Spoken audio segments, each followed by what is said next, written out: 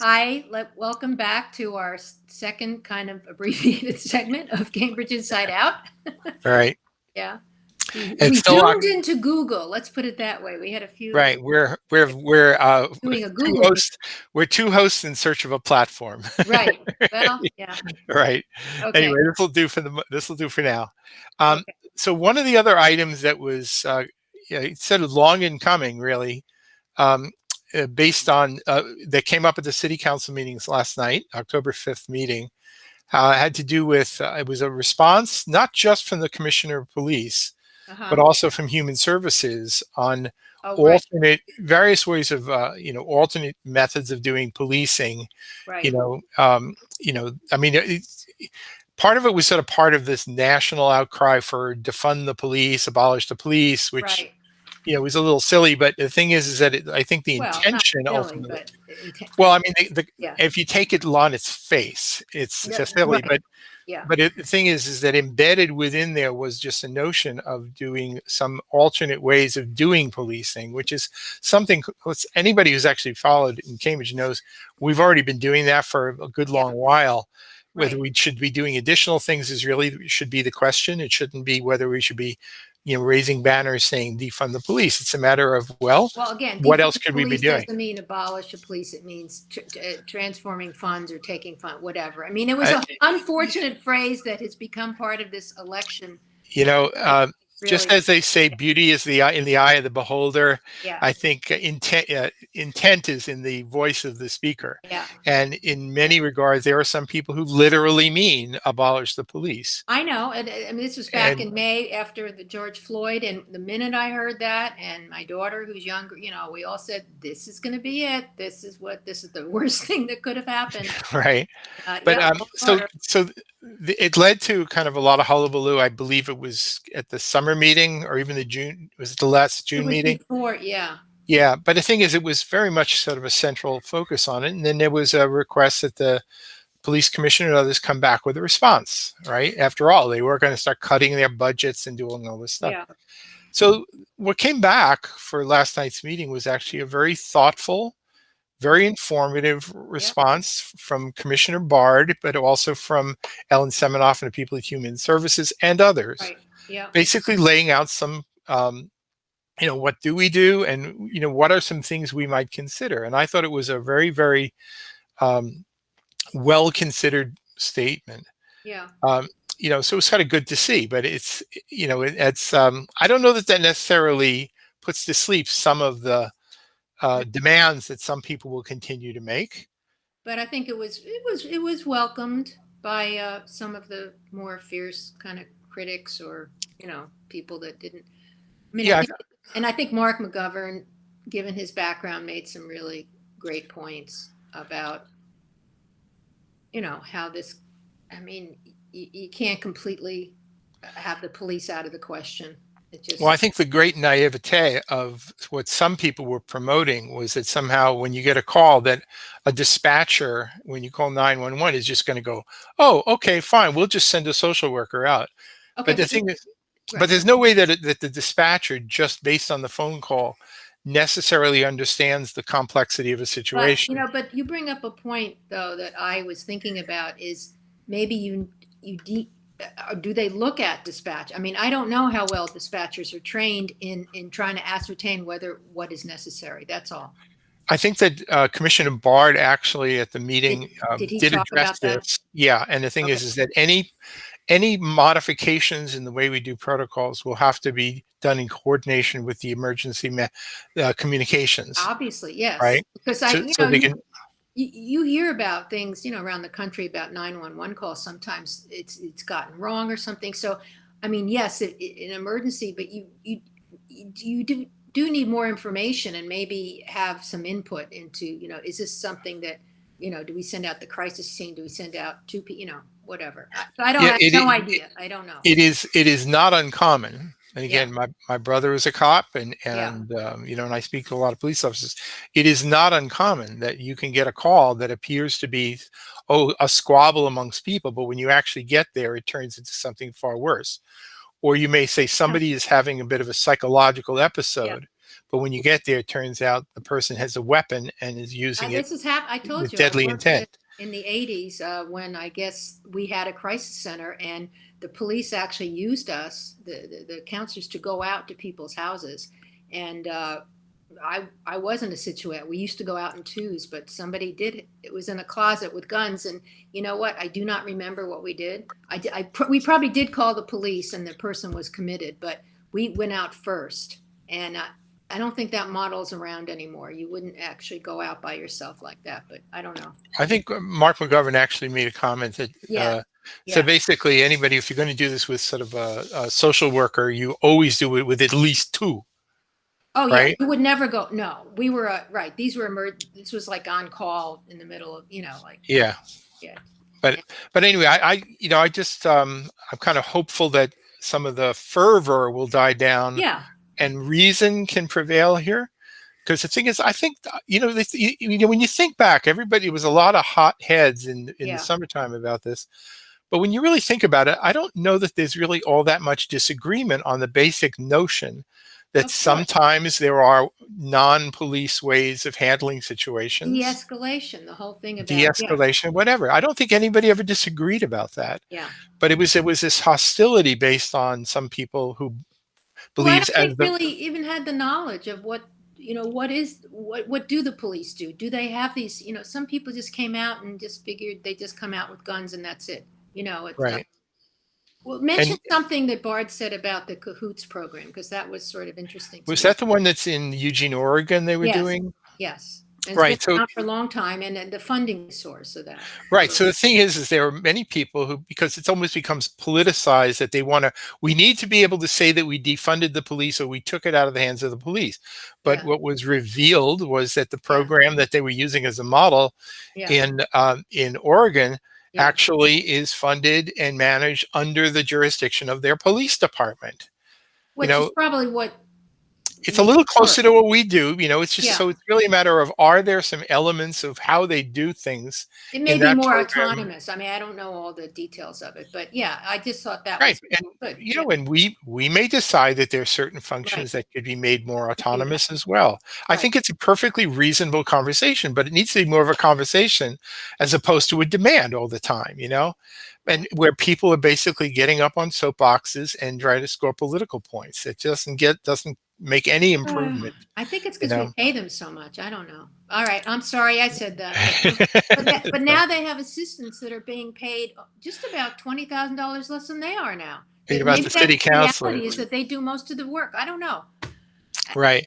I mean, well, I don't know about that. All right. So it seems like we're pivoting a little bit toward the charter review. The charter. Okay. So another item other than the city manager's contract extension, but that's a whole nother story, is basically, so it was Councillor Patty Nolan has decided. I don't really know what the motivation is, quite honestly. Well, because charters are supposed to be reviewed every 10 years and ours hasn't been. I don't know that there really is a suppose to it. I know that's what those people said it. Well, they established, I think, under Deval Patrick's administration, this entity that, sort of would assist municipalities throughout Massachusetts in looking at charters, drafting new charters, reviewing charters.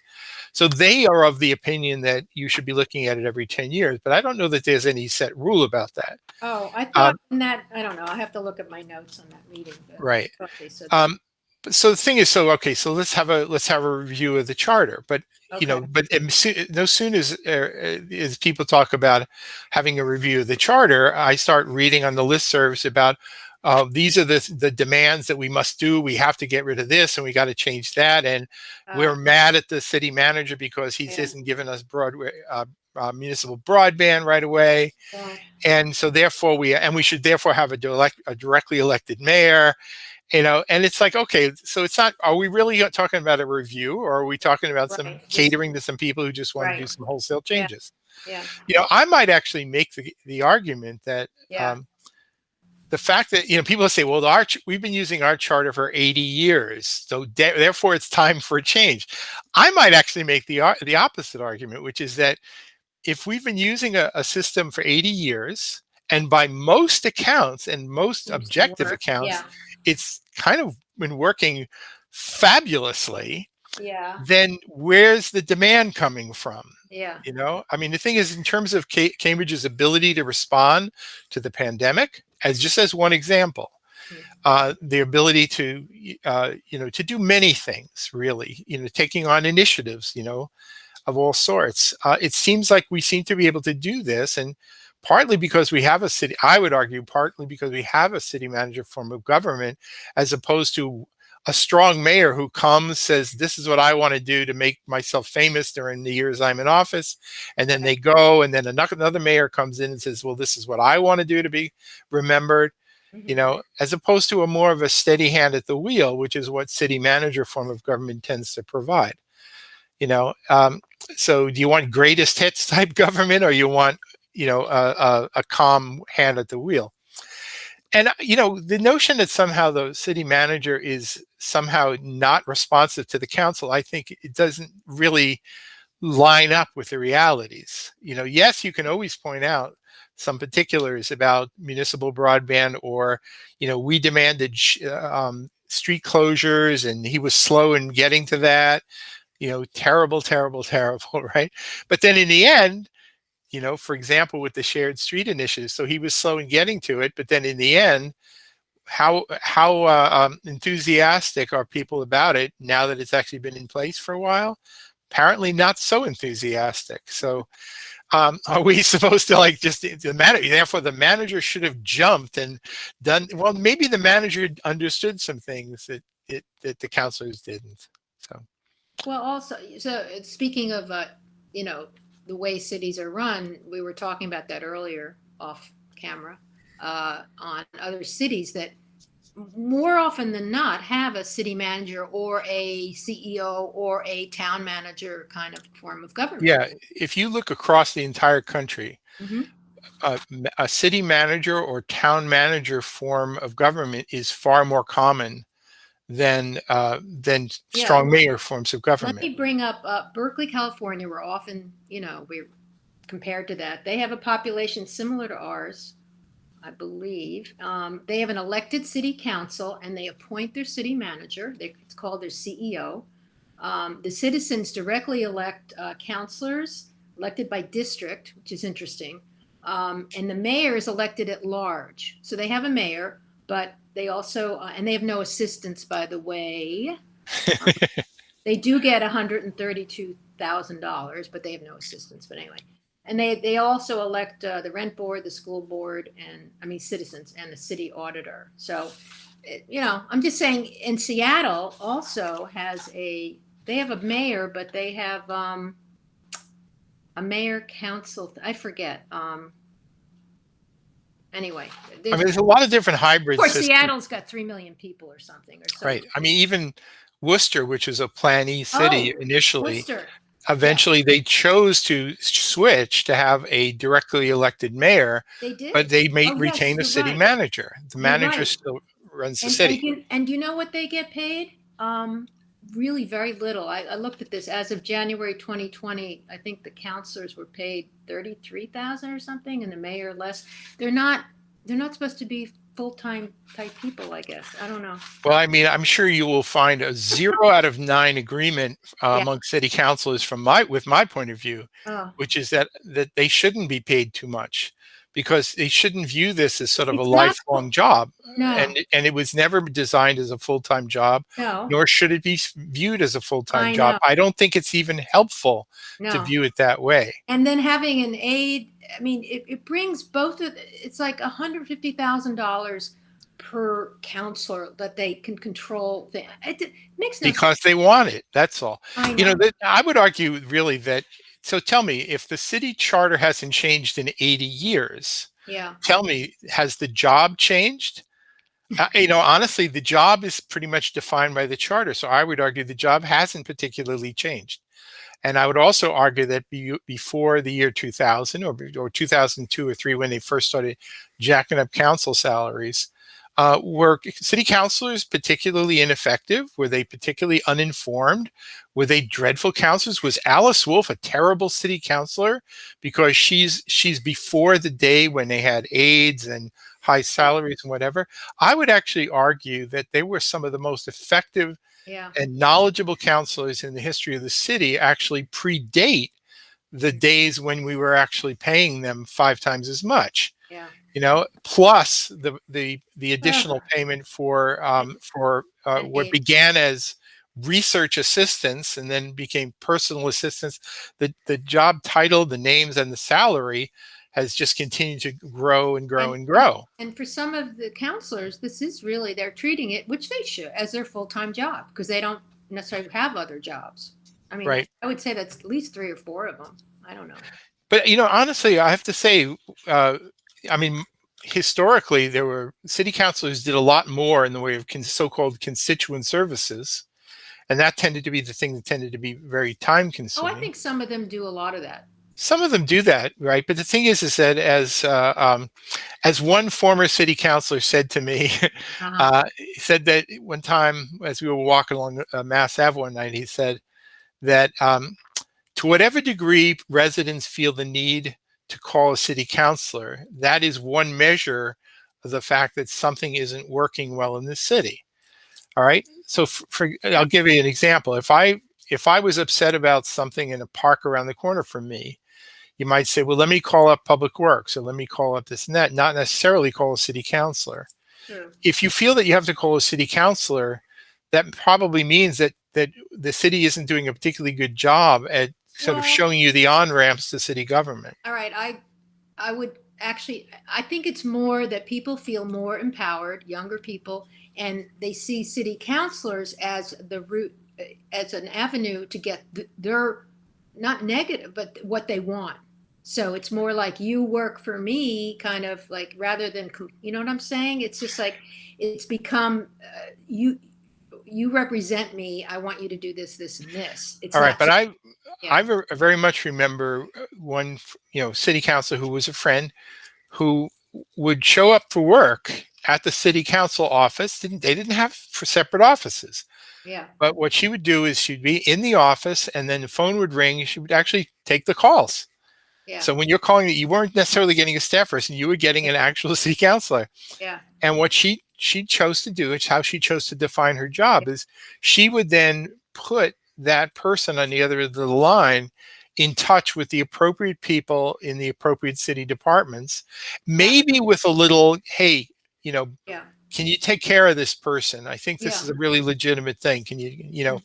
look into that? So the city councilors, the way they did a lot of constituent services is they were basically steering people in the right direction. Which is what If they you should be doing. if you were a person who was seeking housing, Yeah, there's actually something a little bit unsavory to me yeah, about the fact that this city councilor somehow was able to strong arm housing, get somebody into housing ahead of somebody else. But the thing is that you can actually steer them toward the right people in the housing divisions so that if whatever housing surfaces are available for this city, that they actually do right by people. well, actually, it's good now that we have someone like Maura who you could refer to because that person should be doing that. Um, Right. but you had met a long time ago before the whole. I mean, Craig Kelly talked about that, or maybe you did. God, I miss Craig Kelly. But anyway, about the council, instead of having like these little fiefdoms, that they should work together to solve these problems. Like the aides could maybe, work together and like, what's the, I don't know. It just Once seems, upon a time when Jim Browdy was on the council, he actually proposed having an office of, like basically an ombudsman, so yeah, that to sort of do that. But then he kind of got voted down because the councilors wanted, a friend of mine once wrote an essay, I think he wrote it for the Cambridge Chronicle, where he used a phrase that I never forgot, which is that city councilors benefit from the existence of a problem. I mean, he was writing it primarily in terms of some of the structural flaws during the days of yeah, rent control, right, where in fact, the fact that it wasn't working well or it was working, it was hard on some people, meant that the political people would always have a job because, right, because you could, right, you're either getting people who are thrilled about it or want to strengthen it or want to right, destroy it or whatever, and you're always going to be relevant in that case. right. If you actually made the whole system work perfectly, then everybody go, okay, we don't need you anymore. Yeah. So they do tend to thrive on the existence of a Well, that's problem. probably true of a lot of things in life, really. Maybe You know, so, maybe so. yeah. But But anyway, I have never been convinced that somehow, if the charter didn't change, that somehow miraculously Yeah. the job description of a city councilor has changed. If it has changed, it's because some people have decided that, in fact, they want to redefine the role in particular ways. Now, I don't necessarily, I mean, you can't say, well, that's wrong, because I Yeah. guess you can define it in whatever way you want, right? Right. But for example, if you're see your job as a city councilor and your aide Yeah. is to actually operate almost as like a political organization within the city council, where you are helping to organize rallies in front of city hall and whatever, Yeah. to sort of, raise some hullabaloo, which is in fact what has happened in recent years, right? Well, that's fine, but there are plenty of activists outside of city hall who are not on the city dime, who are more than happy to do that for free and always have. But as a city councilor, I don't think we should be paying you to be basically a political activist. I mean, Well, that to me, that that's has sort never of, been part of the but job. that's interesting, because I think in some ways that's sort of how some people see their role in a way. Right. But that's Yeah. true not just in Cambridge. Yeah. There's also the other matter, which is that if you would actually lay out the legislation and whatever, and just lay it out and look at it objectively and say, how many full-time jobs does this actually add up to? And the fact is, you can't make the math work in terms of what people seem to be wanting to justify. Yeah. I mean, yeah, if you want to basically be out there politicking, trying to get as much face time in amongst this group, that group's all the time, because that's what politicians like to do. Well, that's well and good, and that's your choice. But that to me is not the role of the city councilor. Well, That's more the role of the political candidate. but they're always running. It's every 2 years. That came up You know, too. well, but the thing is that I think in many respects we would benefit by having the joy of being a counselor being a little less so that it's just it's a civic duty that you do. Well, then So then the salary does not indicate that, because granted, $85,000, maybe, if you want to live in Cambridge and you've got a whatever, maybe, unfortunately, maybe that's not a lot of money, but for a lot of people it is. Plus, that's not counting benefits and everything else. well, and I'll tell you another thing too, which is Yeah.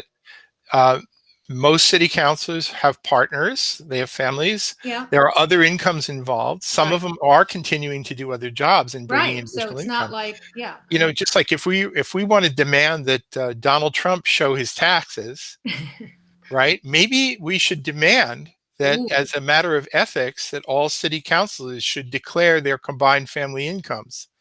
But what would and then base their salaries Well, on that? well, basically to sort of make the case that the salary, the rather high salary that you make as a city councilor, with all the benefits plus the aides and all of that stuff, is not a particularly justifiable level.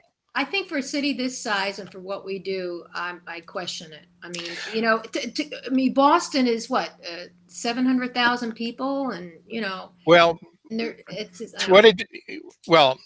but I think some of either by tradition or by law, some of the district city councilors in Boston. Oh, they get paid well. Right, but the thing is, they actually have a little bit of authority within the districts that in our at-large system we really don't. I mean, the thing is city councilors are in charge of no city department. Well, that's a good point, because they have a whole system. They have at least in principle, they have exactly 3 employees they're responsible for managing: the manager, no, you're right, the auditor, and the clerk. You're right. Right. But once they choose them, then they've got like typically 3-year terms or a 3-year contract or more. Right. So the thing is, there isn't really a whole lot of hands-on management as part of the job. So I just think there's a lot of fiction being spun when city councilors talk about the job. One more thing, Portland, Oregon has they have one of the last commission form of governments. I never even heard of that. They have a mayor and they have 4 commissioners that are elected, and the members only have legislative and whatever. But it's interesting. It's just when we have Plan E, when the city forms of government, the charter forms were first created. Yeah. Back in over 100 years ago. There was plans A, B, C, and D. Plan E came along late. That was like the new kid on the block around 1937 or 8, Yeah. 1938. It was established with proportional representation on top of a city manager, a council manager form of government. But there was always, I think it was Plan C, was a commission form of government, and I believe that was never adopted ever by any city in the city, in the state. No, I'm talking about in Massachusetts. Oh, right. Yeah. No, Yeah. it's interesting. But there's one other thing we only have, well, let's see. I'll just sort of say it on the quick minute here. and a half. We have a minute. All right, just on the quick here, which is that one of the things, because I talk to people who are advocates for ranked choice voting and proportional representation, and I'm considered a bit of an expert in some of this stuff. Yeah. And one of the real truths is that proportional representation elections are typically, at least in this country, were never established unless it was in conjunction with a governmental form that has a strong city manager. There was an understanding that proportional representation is very good for representativeness, but very bad for governance. So that you needed a, quote, weak council that was very much the voice of the people. That was the ideal. Yeah. But where the actual reins of government would be in the hands of somebody who was a stronger manager.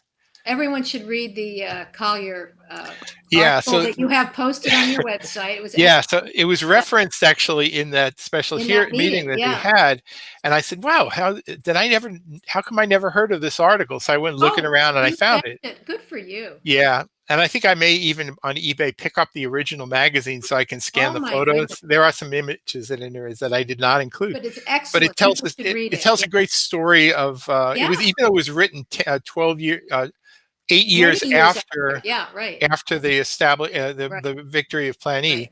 But that's where we have we have to say goodbye. We'll see you on October 20th, I guess, right? That's our next show. First and third Tuesday. Bye. See you then. Yeah.